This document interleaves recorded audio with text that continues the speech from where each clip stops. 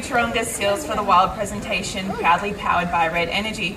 My name is Amy and I'm one of the keepers here on Marine Mammals, and before we get started I'd just like to take a moment to acknowledge the original caretakers of this land, the Cammeraygal people. For tens of thousands of years the Cammeraygal people have shared a rich connection to this area, the land, the skies, the seas, and of course all of the wonderful animals that call it home. Now here at Taronga we have some beautiful seals. Some of them are rare, rescued and have been relocated, and there are very special ambassadors for the wild. One of the first seals that you'll be meeting, her name is Amali, and she's a very rare Australian sea lion. Sadly, there's under 8,000 remaining in the wild, but Amali, she was born here as part of the breeding program that we run here. So we're trying to secure this species to ensure its survival into the future. Amali, she's only 4 years of age now, so she's still got a bit of growing to do and a bit of learning here at Seal Theatre, but she's thriving. She's really, really intelligent. How about we make her feel welcome this morning? Now, did you know that you share something in common with Amali? Take a look at your hand. Now take a look at Amali's front flipper.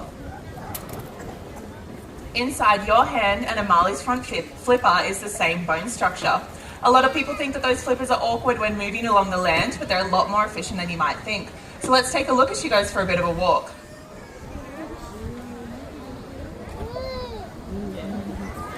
You'll see that she's using all 4 flippers to get up the stairs, making easy work. But those flippers, they are of course designed for life in the water. Wow. What she's showing us now is known as bowing or porpoising. It's a really energy efficient way for seals to travel, to chase down their prey or to avoid any predators out there.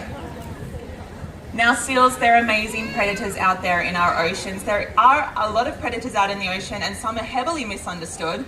Amali, she's going to give us a bit of a clue as to what one of those predators are. Shout it out if you know what that is. That's right, the cutest shark you'll ever see. And while she does an amazing shark impersonation, Wow. what she is showing you is a natural behaviour that seals use to cool down. It might not look like it, but she's covered in a really thick layer of fur, and it's only those naked hairless flippers that allow the heat to escape. So you'll often see seals resting with their front or rear flippers out to catch a nice cool sea breeze and cool down the rest of their body temperature.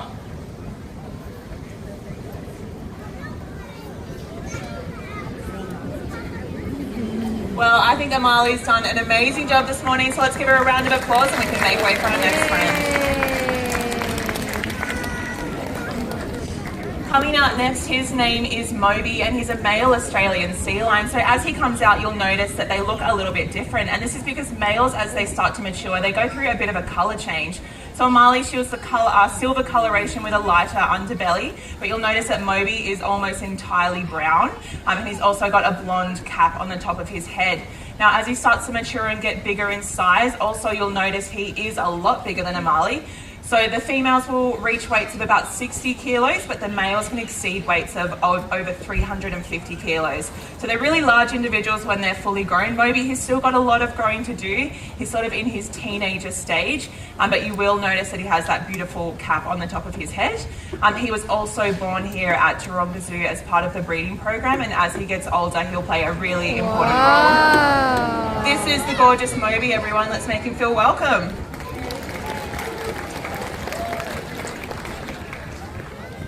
So Moby's out here today to show you what we call shape discrimination. It's part of some really important training that we do with all of our seals from a really, really young age.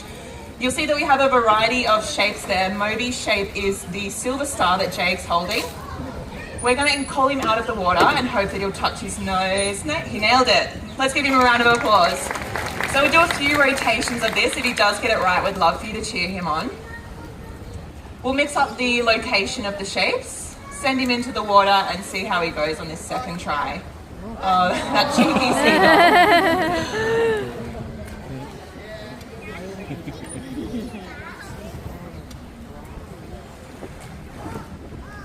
Great work, Moby. Now the reason that we do this, we often socialise our seals in really large groups in the pools. Now, if we were to walk out there with a bucket of fish, they would all want to leave and join us. So we make it really clear instead by bringing the shape that belongs to the seal. They then know it's really clear to them and us which seal we want to come out with us, so we can separate them nice and easily and get the right seals out that we want to. Thanks, Jake. Let's see how he goes this time. Easy work, Kamui. Great work. So we practice this as often as we can with all of our seals, but we start when they're really, really young. Beautiful work, maybe. Let's give him another round of applause. Yay, good job. The next seal that's coming out, his name is Diego. He's a California sea lion. So as the name suggests, they're not a native species found on our shores. They range along the west coast of North America from Baja, Mexico, all the way up to Canada. Diego, he was relocated to us from a zoo in Europe at a young age. He was about 2 years of age. He's now a healthy 10-year-old. And the way that he's tracking with his weight, we expect that when he's fully grown, he might be the heaviest California sea lion we've ever had. So during breeding season, again, these guys can get really, really large and exceed weights of over 400 kilos. So he's quite big at the moment, but it's certainly not his biggest. California sea lions, as well, as they start to mature, what they develop is a sagittal crest on their head. Looks like a bit of a bump. There we go. This is Diego. Let's make him welcome.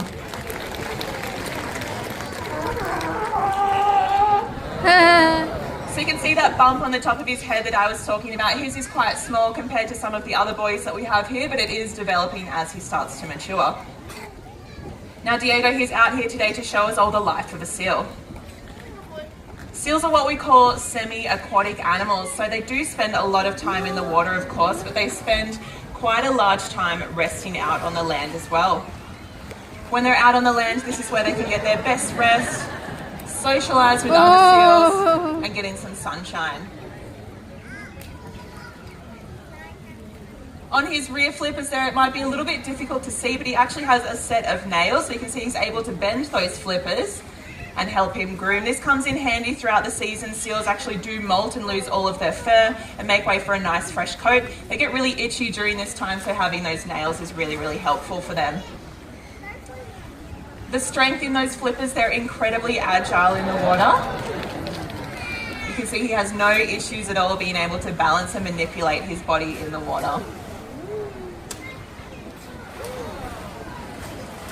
Seals are really opportunistic feeders. They're often seen out in the wild chasing down our fishing trawler boats. These are the really large boats that capture all of the seafood that we see on our supermarket shelves. They carry really large nets underneath and scrape along our ocean shores. Now seals have worked out that they can get a nice, quick, easy feed by chasing down the boats, grabbing onto the nets and shaking it like Diego's showing us now.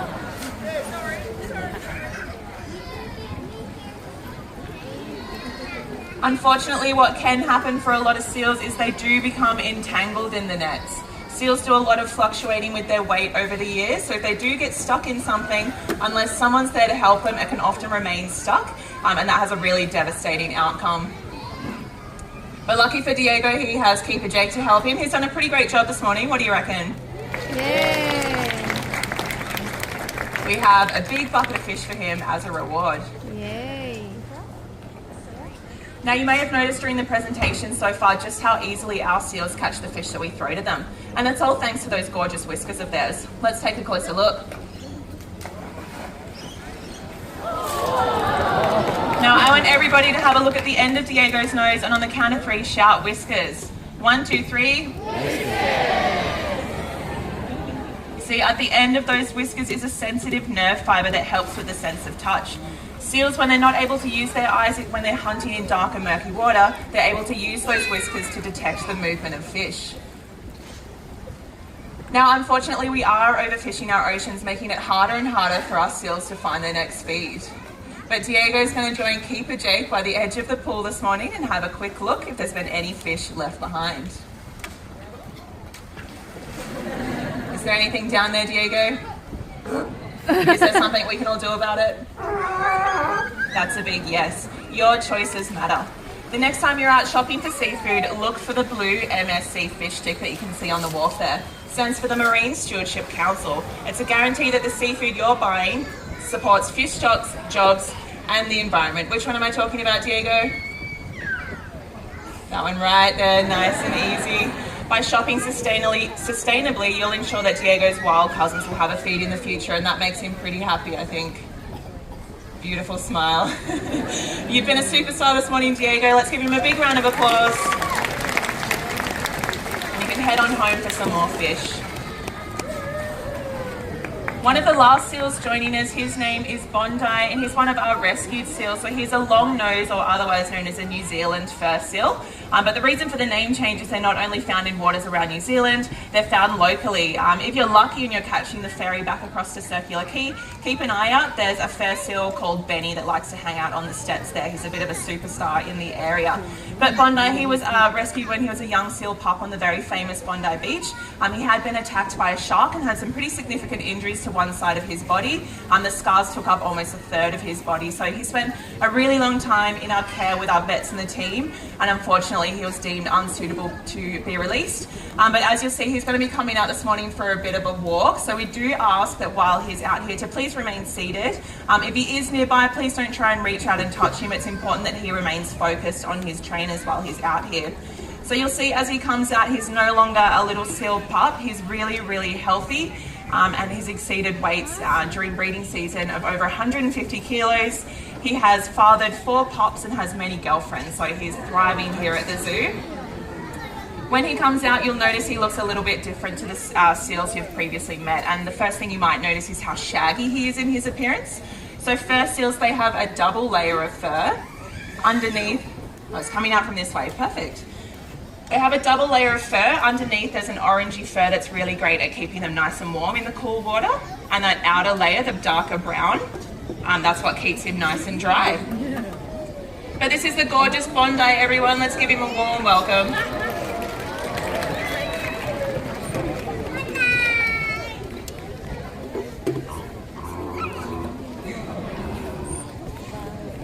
So Bondi as well, you'll notice he'll use all 4 flippers to get around. Seals, despite how he's moving now, they're actually really, really fast on land. So that's something to keep in mind. If you do see a seal out in the wild, it's a good decision to keep a nice, healthy distance, because they can actually outrun us over short distances. So he can pick up some speed when he wants to. He also has those rear flippers underneath him as well, so he has a set of nail beds, and this is really, really handy for our fur seals, having that double layer of fur. During molting season, he gets really, really itchy as well.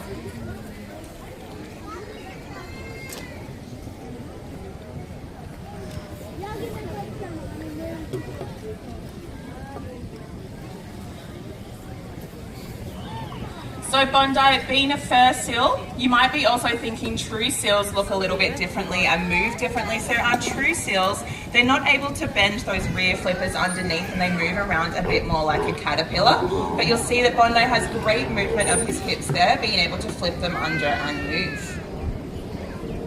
The bark that you can hear as well, so all seals have different calls. California sea lion, so Diego had that really, really loud call. You can hear that Bondi's is very different. Now we do a lot of training with our seals and we bring them out into this space, but we often don't have an audience. We do it without an audience, and we need to build up their confidence being out here in a space and having different stimulus. So having people around makes the environment really, really different.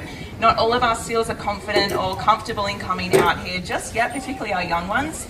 And then if we add in the element of people as well, it makes it really, really different. Now out the front, for those of you that can see, Bondi has just rolled onto his back. Now this is a really important behaviour that we can train for our seals, and it's one of the behaviours that fall into cooperative care. So these are behaviours that we train that help us care for our seals every day and conduct health checks. Having Bondi lay on his back right like that, we can conduct x-rays, or for our females we can even do ultrasounds and track the growth of pups. So it's really, really helpful for us in caring for them every day. But that is the gorgeous Bondi, everyone. Thank you. You can give him a round of applause, and give yourselves a round of applause as well for being so lovely while he's out here. Now we really do appreciate you coming down here and supporting us, but would like you to stay right where you are, because our seals and trainers will be back out for our final farewell. Just remember, the next time you're out shopping for seafood, keep an eye out for the blue MSC fish stick, and you too can be a champion for the wild. I'm going to pop out down the bottom if anyone would like to come down and have a chat or ask any questions. Otherwise, please enjoy the rest of your day here at the zoo. Bye for now.